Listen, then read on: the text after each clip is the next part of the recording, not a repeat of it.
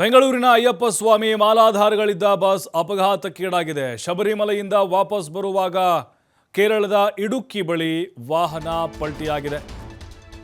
ಅಯ್ಯಪ್ಪ ಮಾಲಾಧಾರಿಗಳು ಬೆಂಗಳೂರಿನಿಂದ ಶಬರಿಮಲೆಗೆ ಹೋಗಿದ್ರು, ವಾಪಸ್ ಬರ್ತಾ ಇದ್ರು. ಆ ಸಂದರ್ಭದಲ್ಲಿ ಆಗಿರುವಂತಹ ಅಪಘಾತ ಇದು. ಇಡುಕ್ಕಿ ಬಳಿ ಅವರು ಬರ್ತಿದ್ದಂಥ ವಾಹನ ಪಲ್ಟಿಯಾಗಿದೆ.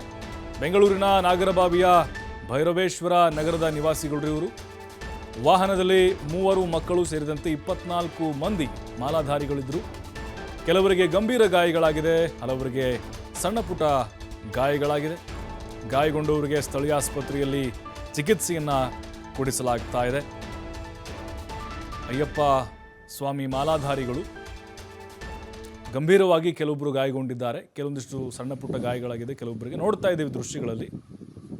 ನೋಡಿ, ಪ್ರಪಾತಕ್ಕೆ ಹೋಗಿ ಬಿದ್ದುಬಿಟ್ಟಿದೆ, ಪಲ್ಟಿ ಆಗಿಬಿಟ್ಟಿದೆ. 24 ಜನ ಬರ್ತಾ ಇದ್ದರು ವಾಪಸ್ಸು ಶಬರಿಮಲೆಯಿಂದ ಬೆಂಗಳೂರು ಕಡೆಗೆ ಪ್ರಯಾಣವನ್ನು ಬೆಳೆಸಿದರು.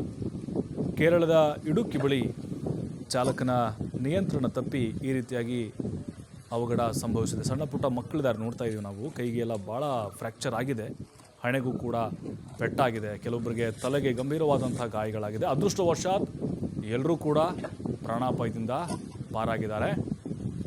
ಎಲ್ಲರೂ ಟಿ ಟಿ ವಾಹನದಲ್ಲಿ ಹೋಗಿದ್ದರು.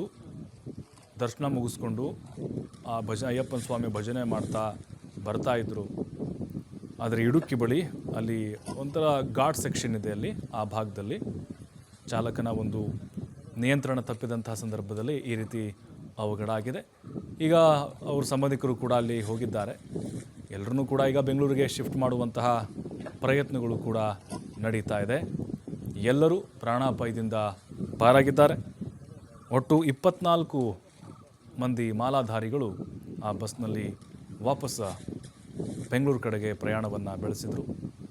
ಏನು ಸ್ಥಳಕ್ಕೆ ಅಲ್ಲಿ ಸ್ಥಳೀಯ ಪೊಲೀಸರು ಕೂಡ ಬಂದು ಪರಿಶೀಲನೆಯನ್ನು ನಡೆಸಿದ್ದಾರೆ. ಸ್ಥಳೀಯರು ಕೂಡ ಸಹಾಯವನ್ನು ಮಾಡಿದ್ದಾರೆ.